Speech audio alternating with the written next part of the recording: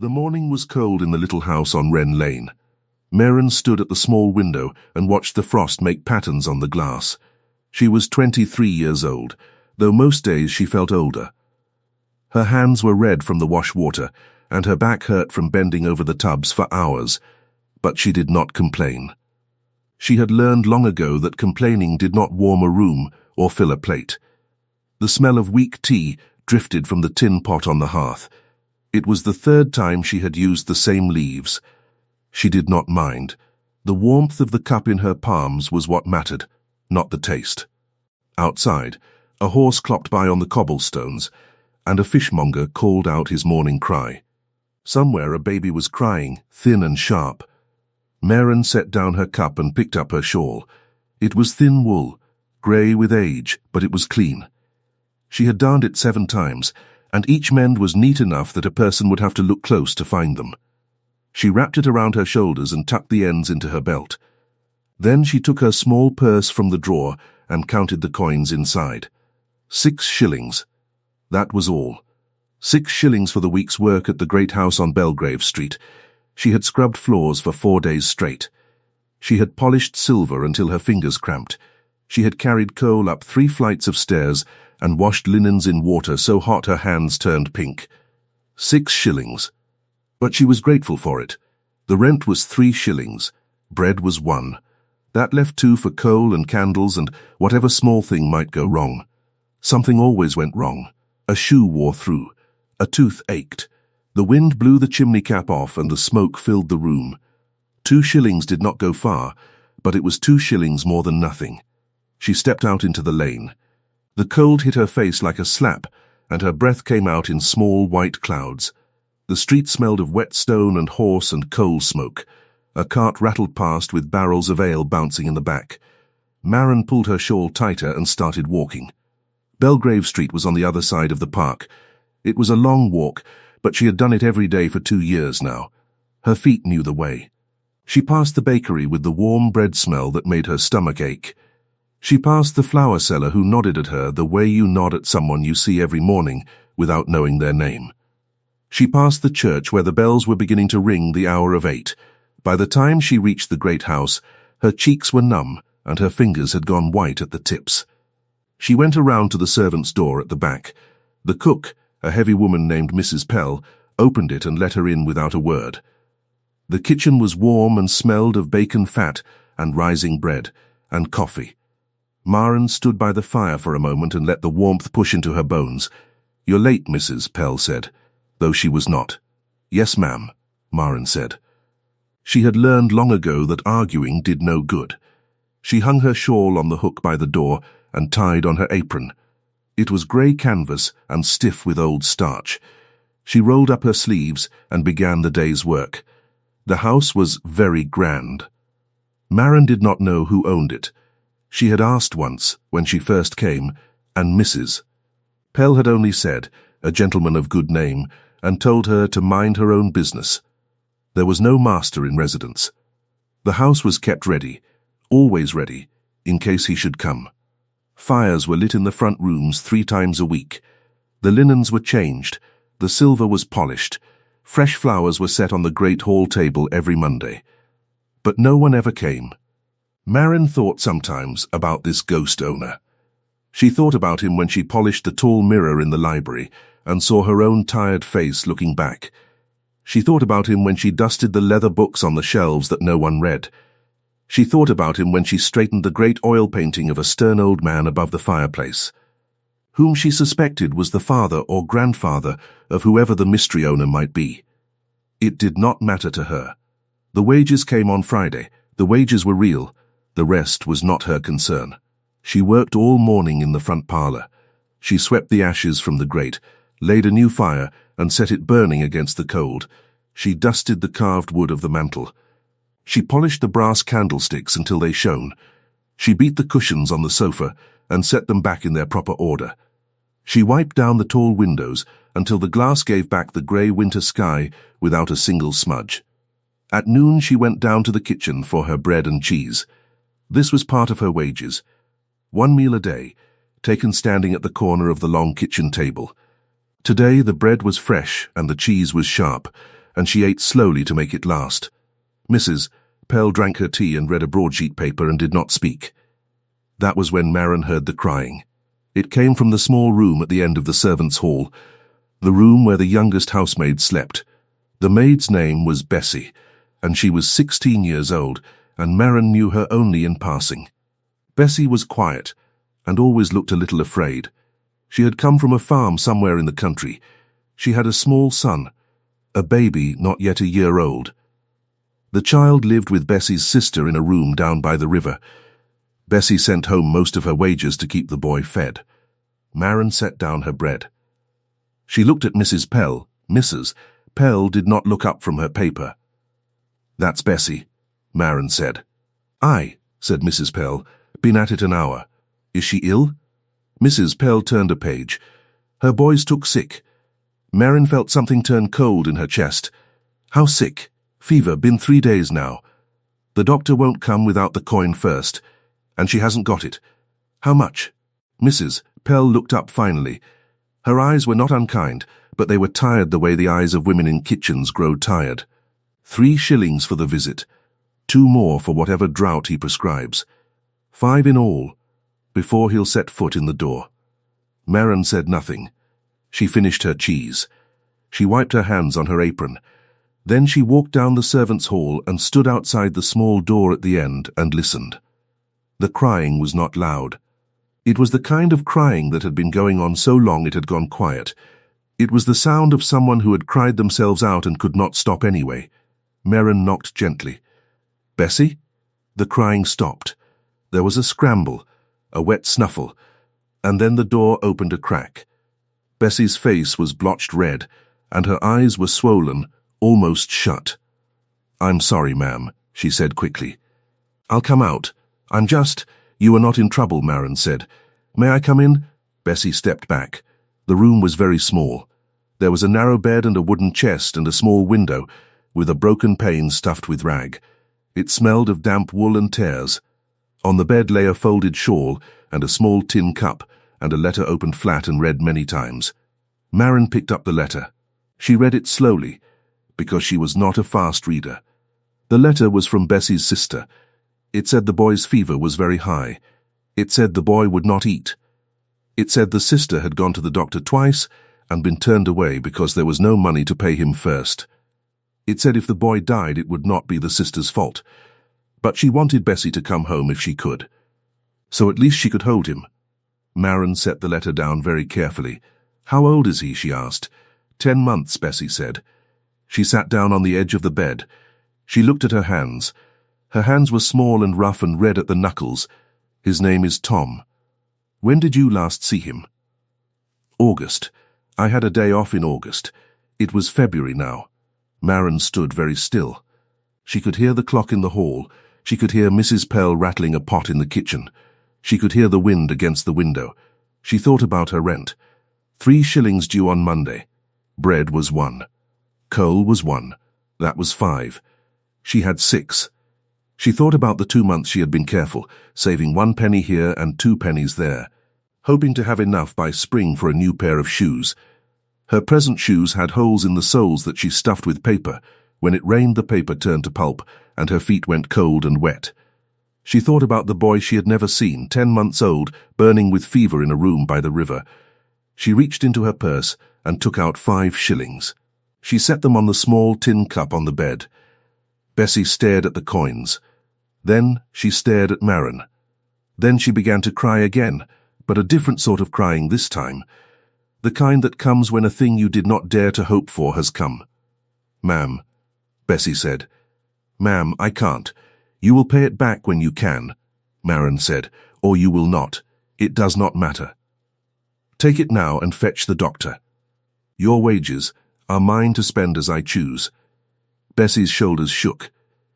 She reached out and took Maren's hand and held it to her cheek. Her cheek was wet and hot.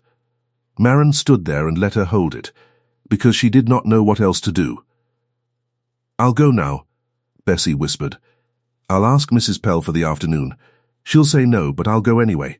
"Go," Maren said. "I'll finish your rooms. Say I said so." Bessie stood. She was shaking.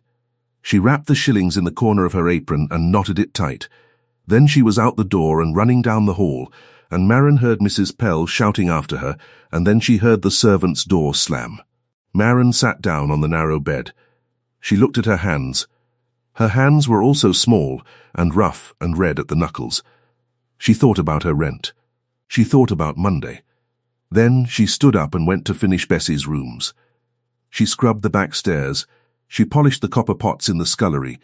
She wiped down the long oak table in the servants' hall. Her back hurt worse than usual, but she did not mind. Her mind was quiet.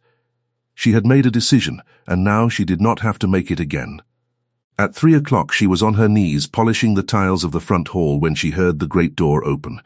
This had never happened before. In 2 years, the great door had not once opened while she was working. Deliveries came to the back. The steward came to the back. Everyone came to the back. The front door was for the master. And there was no master. Marin looked up. A man stood in the doorway. He was tall. He was broad in the shoulders. He wore a dark greatcoat spotted with the wet of melting snow. His boots were good boots, but they were splashed with mud from the road. He had taken off his hat and was holding it in one hand.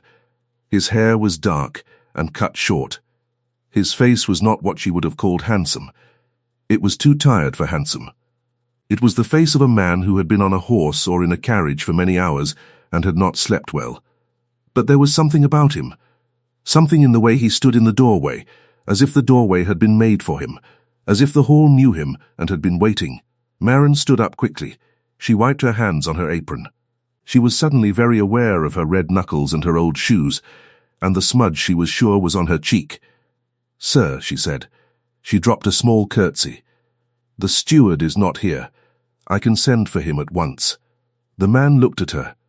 His eyes were dark, not a warm dark, a weighing dark, like a man who has learned to look before he speaks. "You are new," he said. "No, sir. I have been here 2 years. Then I have been away a long time." He set his hat on the small table by the door. He unbuttoned his greatcoat. He did it slowly, as if he were very tired. Marin stood and watched and did not know what to do. "Fetch Mrs. Pell," he said. "Tell her Lord Ashcombe is home." Marin's heart stopped for a moment. Then it started again very fast. Lord Ashcombe. The Duke of Ashcombe.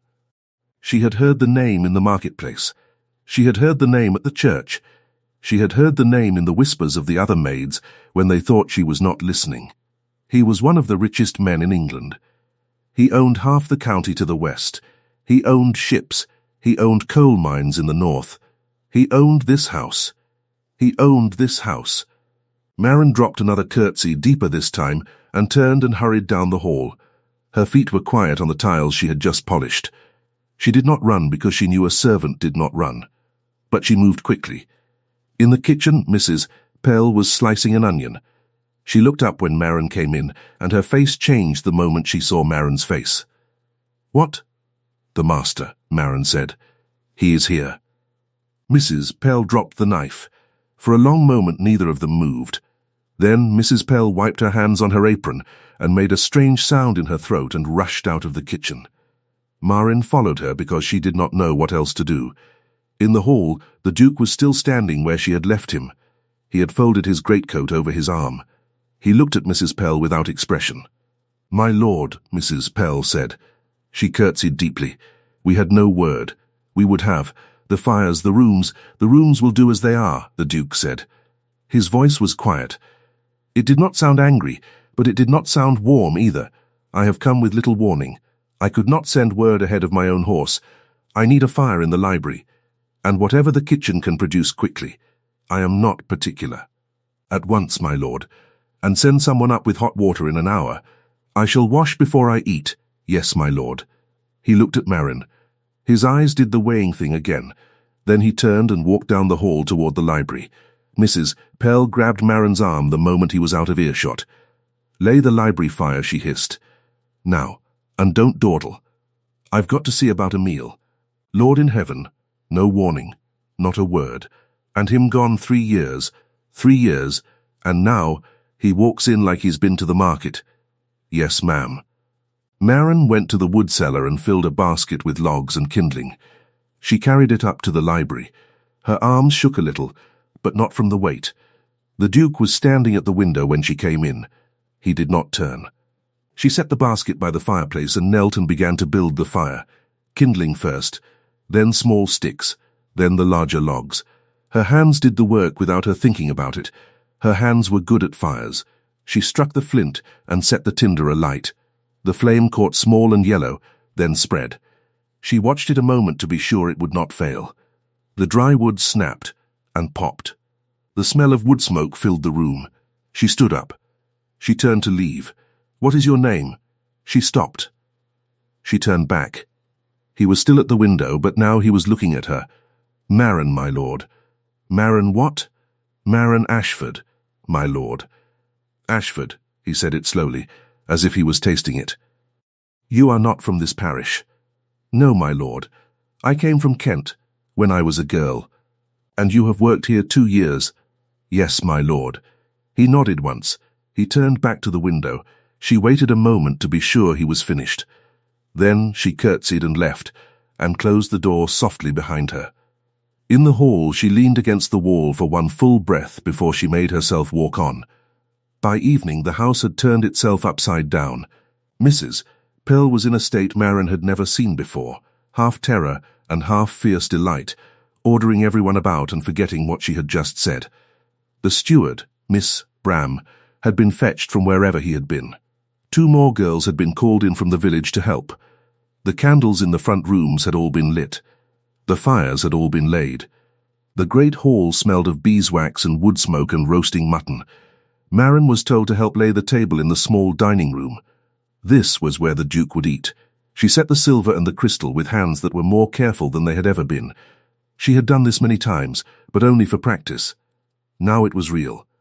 The Duke came down at 7. He had changed his clothes. He wore black, plain, but very good. He did not look at Maren when he came in. He sat at the head of the table alone, and Mrs. Pell served him herself, refusing to trust the mutton to anyone else. Maren stood by the sideboard, ready to fetch anything he might need. She stood very still. She kept her eyes on the floor. This was what one did. He ate slowly. He drank 1 glass of wine and no more. He did not speak. When he was finished, he set down his knife and fork and looked up. "Who lit the fire in the library this afternoon?" "I did, my lord," Maren said. She did not look up. It was a good fire. "Thank you, my lord." He rose. He walked past her out of the room. His footsteps went down the hall and up the great stairs. A door closed above. Mrs. Pell blew out her cheeks. "Lord in heaven," she said. "Lord in heaven above." Maren cleared the plates. Her hands did not shake now. She was very tired. She had been on her feet since before dawn. She wanted to go home to her cold little room and lie down on her cold little bed and sleep. She helped in the kitchen until the last dish was clean. Then she took her shawl and stepped out into the night. The stars were sharp and small. The cobblestones rang under her feet as she walked. She was hungry, but she had spent her bread money on Bessie. She had spent her rent money on Bessie. She would have to think about what to do. She would think about it tomorrow. Tonight she would only walk home. Halfway across the park she thought about Tom, the 10-month-old boy she had never seen. She wondered if the doctor had come. She wondered if the fever had broken. She wondered. And she kept walking. At the door of the house on Wren Lane she stopped. There was a slip of paper wedged between the door and the frame. She took it out. It was a note from her landlord. His hand was neat. The note said, "The rent is due Monday. Full 3 shillings. I will not extend it again. If you have not the sum, you will need to find another lodging." Maren stood with the note in her hand for a long time. Then she folded it and put it in her pocket and went inside. She did not light a candle. She sat on the edge of the bed in the dark and untied her shoes and set them side by side on the floor. She pulled her shawl tighter and lay down under the thin blanket in her clothes. The room was very cold. Her breath made small clouds even indoors. She did not cry. She had learned long ago that crying did not warm a room or fill a plate or find 3 shillings. She closed her eyes and thought about Tom. She hoped the doctor had come. She hoped the fever had broken. She hoped Bessie's boy would live. Then she slept. The next morning she woke before dawn. Her mouth tasted of dust and her head ached from hunger. She washed her face in the little basin and put her hair back and tied her apron and put on her shoes with the paper in the soles. She stepped out into the cold. The bakery was warm and smelled of bread. Maren walked past it without slowing. She had no coin. She would not eat until she was at the great house and could stand at the corner of the kitchen table and receive her noonday portion. That was hours away yet. She had gone hungry before. She could go hungry again. At the great house, everything had changed. There were 3 carts in the backyard being unloaded. There were 4 grooms in the stables where before there had been only 1. There were men from the village on ladders taking down the shutters that had been closed for years. The house was waking up. She went in through the servant's door. Mrs. Pell was in the kitchen already, though it was barely light. "His lordship's asked for you, Mrs." Pell said, before Maren had even taken off her shawl. "Me? You, for what?" He did not say. "He is in the library. Go on now. Wipe your face first." Maren went to the small mirror by the door and looked at herself. Her face was pale. There were shadows under her eyes. She smoothed her hair back and pinched her cheeks the way she had seen the other maids do. She did not look better exactly, but she looked as if she had tried. She walked down the hall. Her heart was doing the fast thing again.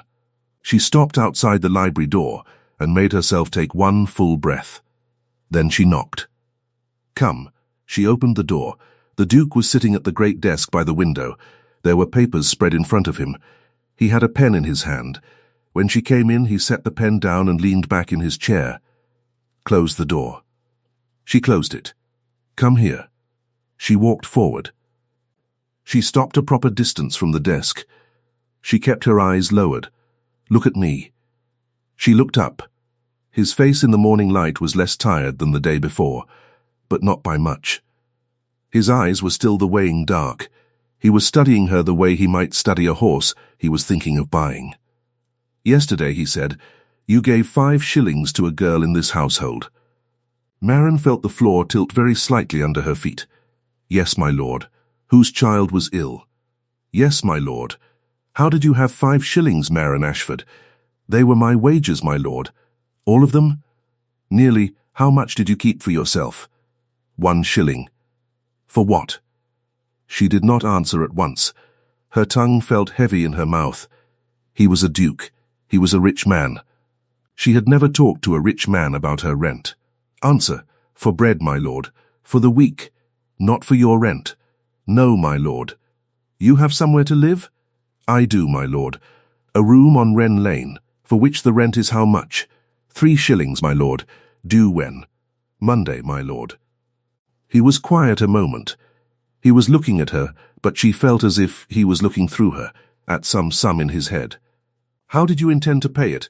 "I did not know yet, my lord. And you gave 5 shillings to a girl whose child you have never seen?" "Yes, my lord." "Why?" She thought for a long moment. Then she said the only true thing she could think of. "Because she had nowhere else, my lord." He was silent. He picked up the pen. He set it down. He picked it up again. He was not looking at her now. He was looking at the papers. "You may go." She curtsied. She turned. At the door his voice stopped her again. "Maren." "Yes, my lord." "Say nothing of this conversation." "No, my lord." She closed the door behind her. In the hall she leaned against the wall and pressed her hand to her chest, because her heart was hitting her ribs. She did not know what she had just done. She did not know if she had lost her position. She did not know if he had been angry. His face had not been angry. His face had been nothing. She went back to work. She scrubbed. She dusted. She polished. She carried coal. She listened for footsteps and heard many, but never his. She did not see him for the rest of that day, or the next. On Monday morning, before she left for the great house, there was a knock at her door on Wren Lane. She opened it. It was her landlord, a man named Mr. Cobbett. He was a small man with a red face and small eyes. He was holding his hat in his hands. "Miss Ashford," he said, "I've come to say. That is, about the rent." She had 1 shilling in her purse. She had counted it 3 times to be sure. She could give him one and beg for a week's grace. He would refuse. He had said he would refuse. She had lain awake all night thinking about where she would go. "Yes, Mr. Cobbett, the rent's been paid." Maren stared at him. "What? It's been paid? In full? 3 shillings for this month, and 3 for next, and 3 for the one after that. 9 shillings on the ledger. Signed and settled. By whom?" "A gentleman came by yesterday. Not one I knew. Well dressed. He gave the name of his agent. Said the rent for this room was to be settled through the spring. He would not say who sent him. Said the tenant would not need to know. But you asked and I've told you, because it's not right to keep a person in the dark about their own house." Maren held the doorframe. "Are you certain?" "I've the paper in my hand, miss." He showed her the paper. It said her name. It said the sum. It was signed with a name she did not know. "Thank you, Miss Cobbett," she said. "Thank you. Good day, miss." He put on his hat and walked away down the lane. Maren closed the door. She sat down on the edge of the bed. She did not know what to feel. It was too much, all at once. She had woken up ready to lose her home. Now her home was paid through the spring. She did not think at first that it could be him. He was a duke. Dukes did not pay the rent of housemaids they had spoken to once. Perhaps it was Bessie's family. Perhaps it was a kindness from a stranger she had helped and forgotten. But she knew, in the small part of her mind that would not be fooled, that it was him. She did not speak of it. She did not thank him. She had been told to say nothing. She said nothing. The Duke did not seem to see her. He passed her in the halls and did not look. He gave his orders through Mr. Bram the steward and through Mrs. Pell the cook. He did not eat in the small dining room again but in the great one, and he did not eat alone. Gentlemen came, men in fine coats and gold watch chains. There were long meetings in the library with the door closed. Papers were carried in and out. The house was busy. Maren watched from the corners of rooms, the way a maid watches, seeing everything and being seen by no one. She learned things. She learned that the Duke had come home because there was trouble on his estates in the north. She learned that there was talk of a marriage. There was a lady, a very fine lady, the daughter of an earl. Her name was Lady Sabine Merrow. Mrs. Pell said Lady Sabine had been considered for the Duke for 2 years now, though the Duke had never met her. She was said to be beautiful. She was said to be clever. She was said to have £30,000 of her own. Mrs. Pell said all this with satisfaction, as if the coming marriage were a fine dish she had cooked herself. Maren said nothing about it. She listened. She thought about the fact that the man who had paid her rent through the spring was to marry an earl's daughter with £30,000. The two facts did not seem to belong in the same head. She kept them in separate parts of her mind, and did not put them together. 2 weeks passed. Bessie's boy did not die. Bessie came back to the house wearing a face Maren had never seen before, one that had known the worst and had been spared it. The doctor had come in time. The fever had turned. The boy was small, but he was living. Bessie caught Maren's hand in the passageway on her first morning back and pressed it against her mouth and said, "I owe you my child's life," and Maren said, "You owe me nothing. It was only money." And Bessie said, "It was more than money, ma'am, and you know it," and Maren went red and could not answer. Then came the day Lady Sabine Merrow came to the great house. She came in a carriage with 2 footmen and a maid. She came with her mother, a thin, sharp woman in violet silk. She came with a small dog on a red velvet lead. Maren was standing in the hall polishing the great mirror when they arrived. She was told to step aside. She stepped aside. She kept the polishing cloth in her hands and her eyes on the floor. Lady Sabine was beautiful. Maren saw that in the second before she looked away. She had pale gold hair and skin like a winter apple and a small pink mouth. She wore a travelling dress of deep blue with white fur at the collar. She smelled of roses and something sharper underneath. Some perfume Maren did not know. She swept past Maren without noticing her. Her mother did the same. The little dog stopped and sniffed Maren's shoe. "Away, Pip," Lady Sabine said, without looking. The dog followed. They were shown into the drawing-room. Mr. Bram carried in tea. The Duke came down and joined them. The doors closed. Maren went back to the mirror. Later in the kitchen, Mrs. Pell was pink with excitement.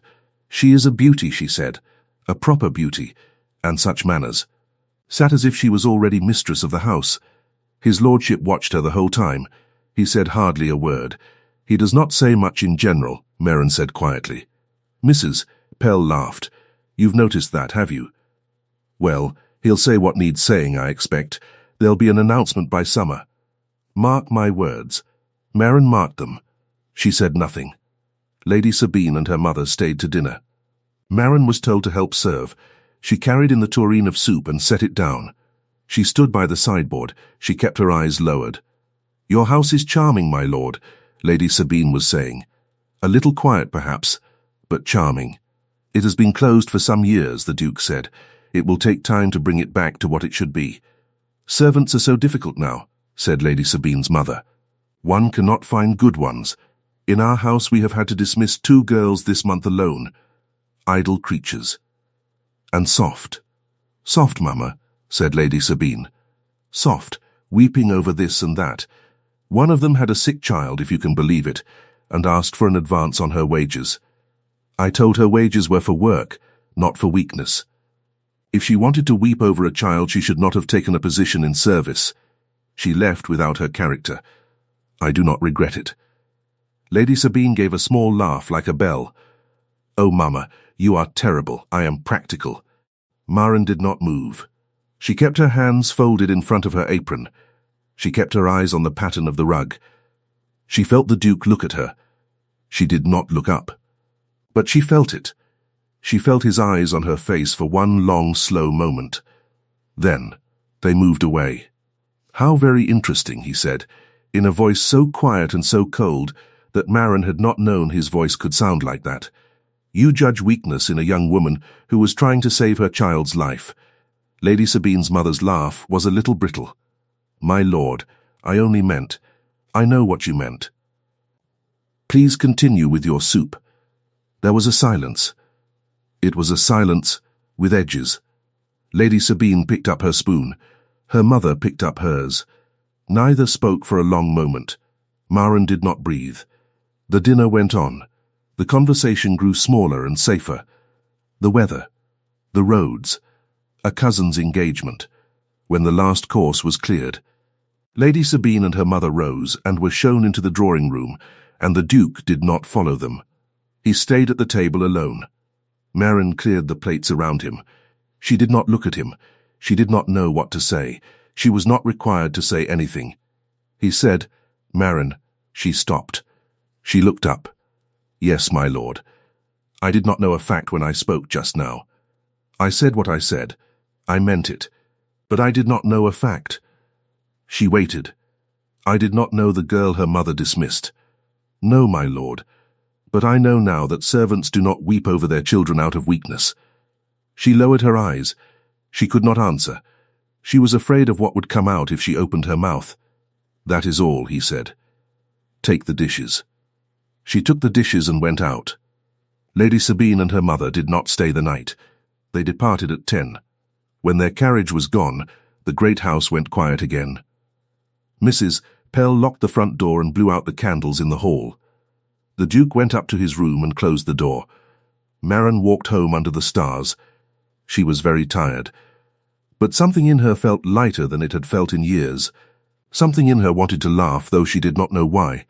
She thought about his voice when he had said, You judge weakness in a young woman who was trying to save her child's life.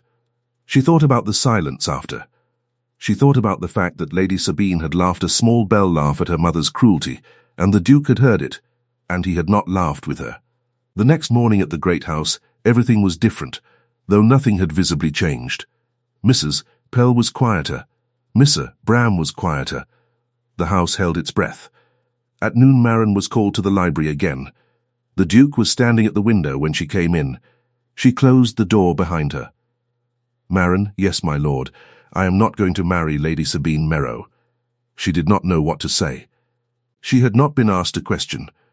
I inform you of this because I have made a decision that concerns you. I do not want you to hear it first through the servants' hall. My lord. He turned. He looked at her. I have written to Bessie's sister. The child is well. The sister has agreed to keep him until Bessie can send for him.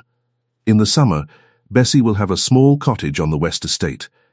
She will have work as a dairymaid. Her child will live with her. Her sister may come as well if she chooses. Merrin felt her throat close. "Thank you, my lord," she said. Her voice was not steady. "I know Bessie will. That is not why I am telling you." She stopped. "I am telling you because I want you to understand what sort of man I am trying to become, and what sort of man I have not, until now, been." She looked at him. His face was not cold now. His face was very tired again. And something else. Something she did not have a name for. "Sit down." She looked at the chair. She had never sat in the library. She was a servant. Servants did not sit. "Please," he said. It was the first time she had heard the word from him. She sat. Her hands twisted in her apron. He did not sit. He stood by the window with his back half to her. "I paid your rent," he said. "You are not to argue about it. It is done. I paid it because you spent your own on a child you had never seen. I have not done such a thing in my life. I have given money in large sums to charities and had my name in the papers for it and thought myself generous. I have never spent a shilling on a stranger's child when a shilling was all I had. I did not know that a person could do such a thing. Now I do." She did not move. "When my father died, I inherited more than any man should inherit. I have used it badly. I have used it for my own comfort, and for the comfort of people who did not need it. I have paid attention to the wrong people and ignored the right ones. Yesterday at dinner, when that woman spoke of her housemaid, I saw myself in her. I saw myself in every dinner I have sat through and said nothing while people spoke that way. I saw the years I let go." He was quiet a long moment. "I do not tell you this to make you think well of me. I tell you because I have decided to change how I live, and you are the reason. I owe you the fact of it," plainly said. She swallowed hard. "My lord, yes, I am only a housemaid. You are not only anything." She looked down at her hands. She did not know what to do with them. He was quiet a moment. Then he said, in a different voice, "You will keep your position here as long as you wish. If you wish something else, you will tell me, and it will be arranged. I know how these things sound from a man like me. I know a girl in your position cannot easily say no to a duke, and I know a man like me cannot easily be believed. So I will tell you now that I want nothing from you. Not a word, not a thanks, not a favor. I want nothing but that you keep working here, and that you know why the rent was paid, and that you know I am not the man I was 2 weeks ago." She sat very still.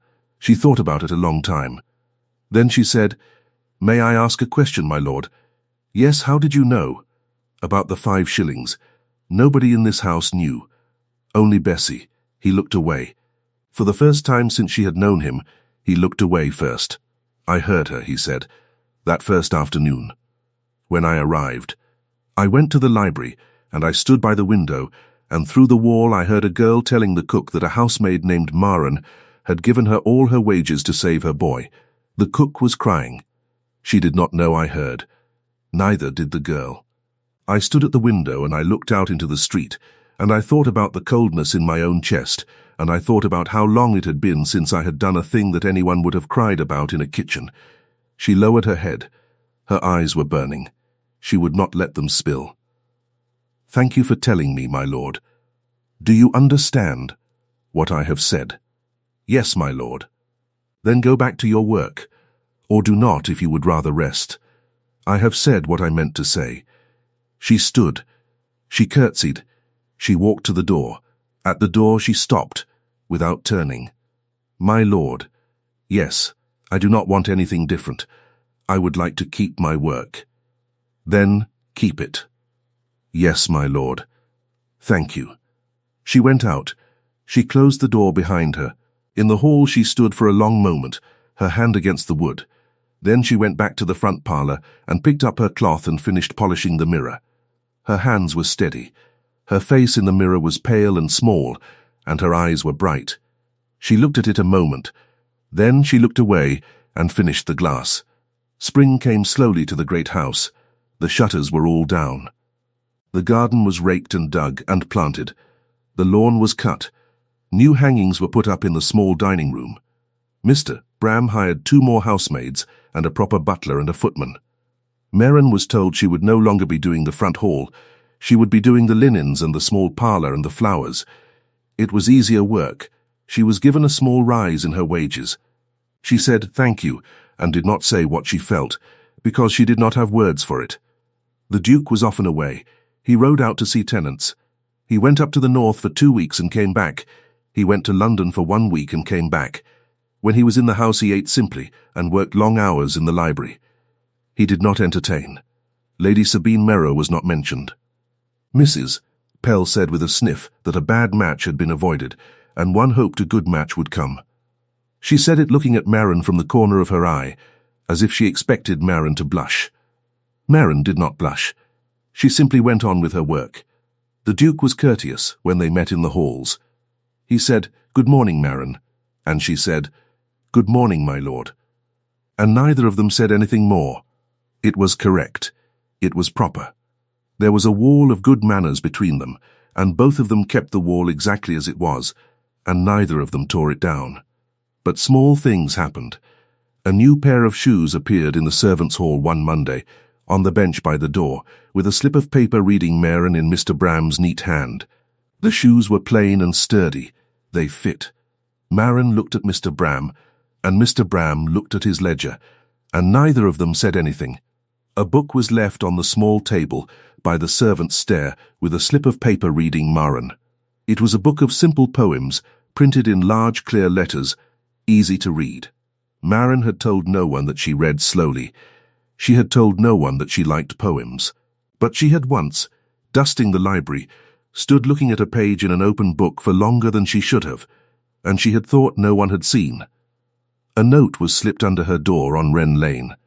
It said only, "The rent is paid through the year. This is not a gift. It is the correction of an old wrong." There was no signature. She kept the note. She did not answer it. She did not speak of it. In the small hours of a spring night, Maren walked home under a soft rain and past the church, and the bells were ringing 11. She had a strange thought. She thought that if she had never given the 5 shillings, she would not have known the man in the great house. She would still be scrubbing the front hall. She would still be paying her own rent from her own thin purse. She would still be a woman no one had ever spoken to for longer than a minute at a time. And she thought, with a wonder she could not explain, that giving the 5 shillings had been the best act of her life. It had returned to her 100-fold, and yet if she had known, she would not have done it, because knowing would have spoiled it. She did not tell anyone this thought. She kept it in her chest like a coin. She walked home in the rain and slept dreamless in the little room where the rent was paid. Summer came. The garden bloomed. Roses climbed the south wall. The Duke was home more. He rode out at dawn and came back for breakfast. He worked. He wrote letters. He read. Sometimes in the late afternoon he would take a chair into the garden and sit under the linden tree with a book on his knee, though Mrs. Pell said he did not seem to turn many pages. One evening in June, Maren was cutting late roses for the parlour. She had been given a small pair of scissors and a shallow basket. She wore her cleanest apron.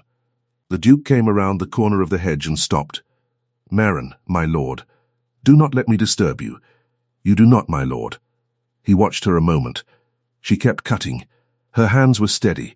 She chose the blooms that were fullest, the ones that would open in a day. She left the tight buds. She left the browning ones. The scissors made a small, crisp sound each time. "You cut roses as if you have done it a long time," he said. "My mother had a garden, my lord, in Kent. It was very small. She grew roses along the fence. Is she living?" "No, my lord. She died when I was 15. "Your father?" "Before her. I do not remember him well. "Brothers? Sisters?" "None, my lord." He was quiet. "I have 3 sisters," he said, after a moment. "All older, all married, all far away. My father is dead 10 years. My mother is at Bath, taking waters for her heart. I write to her once a fortnight, and she answers once a month. That is my family, Maren." She did not know why he was telling her.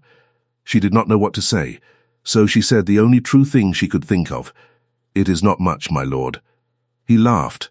It was a short sound. It was surprised. It was the first time she had heard him laugh. "No," he said.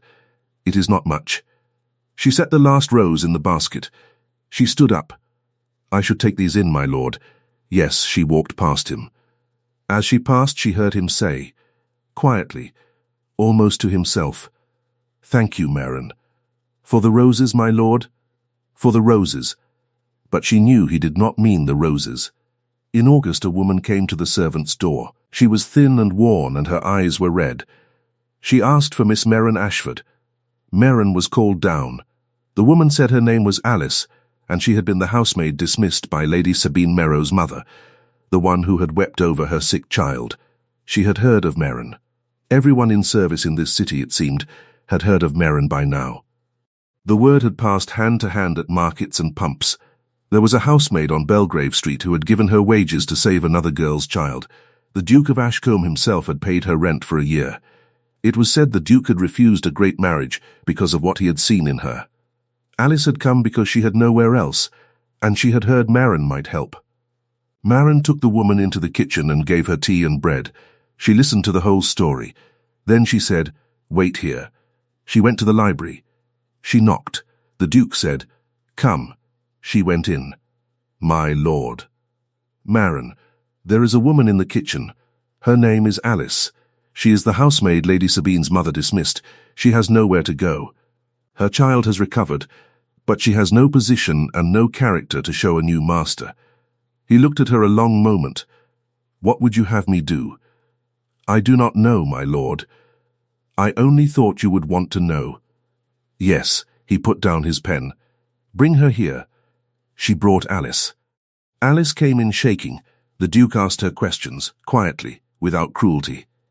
He asked about her work, her son, her age, her family. Alice answered. When it was done, he said, "You will have a place at my West Estate. Mr. Bram will make the arrangements. Bessie is there already. You will be together. You will find it a good house." Alice began to cry. "Do not thank me," the Duke said. "Thank Maren. She is the one who came for you." Alice turned to Maren. She could not speak. She only reached out and held Maren's hand. Maren looked at the floor. When Alice was gone and the door was closed, the Duke said, "There will be more of them." "My lord?" "Word is spreading. There will be more women at the door. More stories. What will you do?" "I will bring them to you, my lord. If you will keep letting me, I will keep letting you. Then that is what I will do." He nodded once. He picked up his pen. She curtsied and left. She kept doing it. Through the autumn and into the winter, women came and children came, and Maren listened to their stories, and when the story was true, she brought it to the Duke, and the Duke found the place. Some went to the West Estate. Some went to the North. Some were given work in the great house itself. And the servants' hall began to be crowded, and the food at the long table was better than it had ever been, and Mrs. Pell complained about the noise and secretly enjoyed it. The talk in the city changed. It was no longer only the story of one housemaid who had given her wages. It was the story of a house that took people in. It was the story of a duke who had turned from what he had been. Some in society sneered. Some praised him. He did not care. He did his work. He rode out at dawn. He wrote letters. He read poetry in the afternoon under the linden tree. He and Maren spoke often now, always briefly, always about the practical matter at hand. There was a family with 3 children in a cellar off Ludgate. There was a widow whose landlord had thrown her out with only her Bible and a spoon. There was a boy of 12 who had been beaten and had crawled to the servant's door with a broken arm. Each time, Maren brought the story. Each time, the Duke listened. Each time, they found a way. But between them, there was still the wall of good manners. She was still a housemaid. He was still the Duke. It was still my lord, and yes, my lord, and thank you, my lord. It was still the small dip of a curtsy at the door. Winter came again. The frost made patterns on the glass. The house smelled of wood smoke and beeswax, and the roses drying in the small parlour. It was almost a year since Maren had first seen him in the great front hall. One evening in January, the Duke sent for her. It was after supper.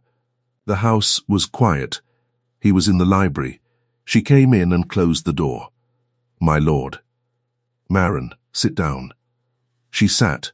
He was standing by the fire. He looked at the flames a long moment before he turned to her. A year ago yesterday, he said, I came home to this house. I had not been here in 3 years. I intended to stay a week. I have stayed a year. Yes, my lord. The house is not what it was. No, my lord.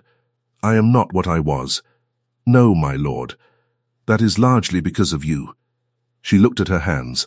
I have been thinking, he said, about what a man like me can honestly offer a woman like you. I do not mean what I can give in silver or in land. I mean what I can honestly offer. I have thought about it for months. I have come to an answer. I will tell you the answer, and you will do with it what you like. And if you say no, I will not ask again. She kept her eyes on her hands. I will not ask you to love me. That is not something a man asks for. I will not ask you to be grateful for a proposal from a duke. Gratitude is not what I want. I will not ask you to be a fine lady. I do not need one. I have seen a fine lady in this house, and I did not care for her. He paused. What I would ask, if you would hear me, is whether you would consider staying in this house not as a housemaid, not as a servant, as my wife. To do the work you are already doing, to sit at my table, to help me finish what we have begun. I would not ask you to change how you are. I would ask only that you consider whether you might one day feel toward me something like what I feel toward you, which I will tell you now, because it is the honest thing to do, is that when I do not see you for a day, my day is worse, and when I see you, it is better. That is all I know. That is what I have to offer. The fire made a small sound. The clock ticked. Somewhere in the house, a door closed softly. Marin did not lift her head. She could not. Her eyes were burning and her hands were shaking in her lap, and she made herself sit very still until she could speak without her voice breaking. She thought about the room on Wren Lane, the frost on the window, the 6 shillings in her purse. She thought about the crying she had heard down the servants' hall. She thought about Bessie's face when the doctor had come. She thought about the note under the door, the shoes on the bench, the book of poems, the rose garden, the words at the dinner table about weakness, the 3 sisters far away, the mother at Bath, the pen set down on the papers. Every small thing that had led here, laid end to end like stepping stones over a river she had not known she was crossing. She lifted her head. My lord. Yes, I already feel it. He was very still. I have felt it, she said, since the night you spoke about weakness. Perhaps longer. I did not tell you because I did not think I was allowed to. I am telling you now because you have asked me to be honest. He came to the chair opposite her and sat down. His hands rested on his knees. His eyes did not do the weighing thing now. His eyes did another thing, which she had not seen in them before, and which she thought was not weighing at all. Will you? He said. Then, will you? Yes. They sat in silence. Neither of them reached across. Neither of them needed to. After a long time, he said, quietly, it will not be easy. There will be talk. There will be cruelty from people whose approval I do not want, and whose approval you should not need. I will stand by you, but it will not be easy. I know, my lord. You must stop calling me that. She smiled. It was small. It was the first real smile she had smiled in that room. I will try. Try now. She looked at him.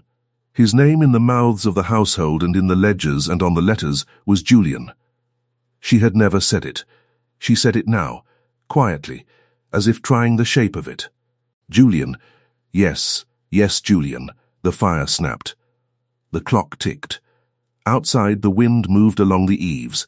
Inside, in a warm room lined with books. A man and a woman sat across from one another and did not look away.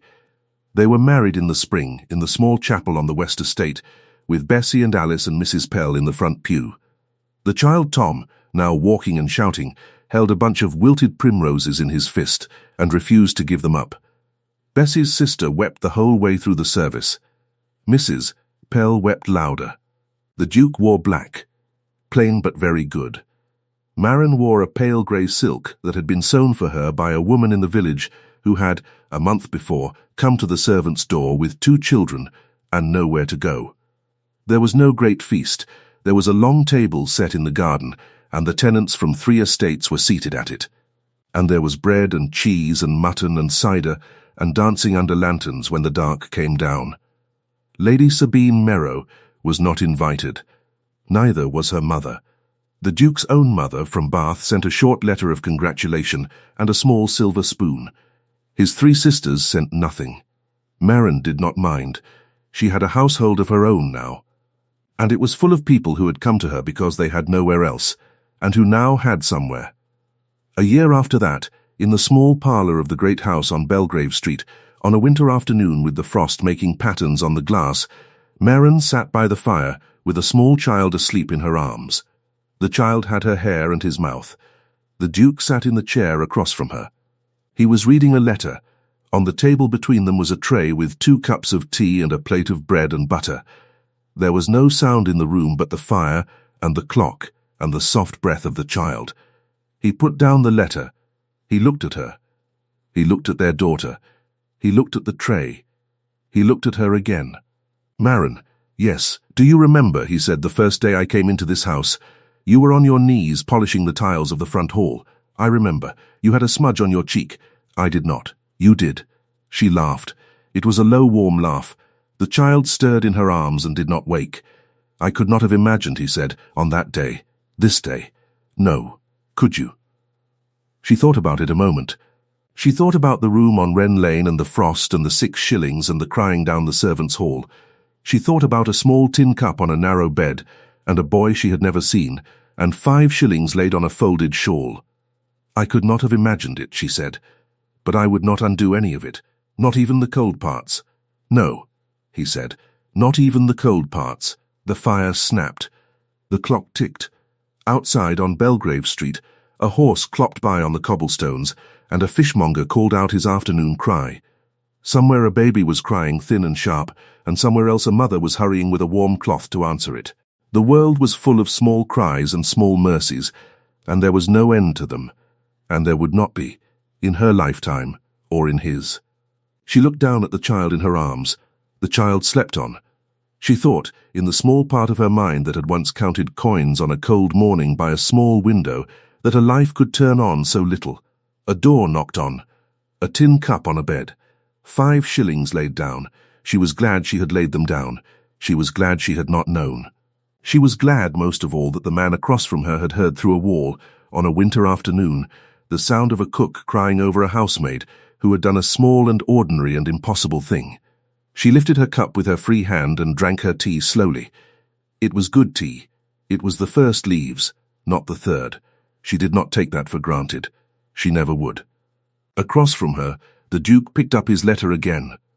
But he did not read it. He watched her. He watched their child. He watched the fire. He thought about the years ahead, and the work still to be done, and the tenants, and the widows, and the children, and the women who would still come to the servants' door. Then he set the letter down for good. He reached across the little table. He did not say anything. He only laid his hand, palm up, on the wood. After a moment, Maren, without setting down her tea, without waking the child, laid her free hand in his. They sat like that a long time. The fire burned lower. The clock ticked on. The frost on the window softened as the afternoon warmed, and the patterns began to run in small, clear lines down the glass. The way water finds its way, in the end, home. Thank you for staying with this story until the very end. If this moved you, please like, share, and subscribe. Your support keeps these stories alive.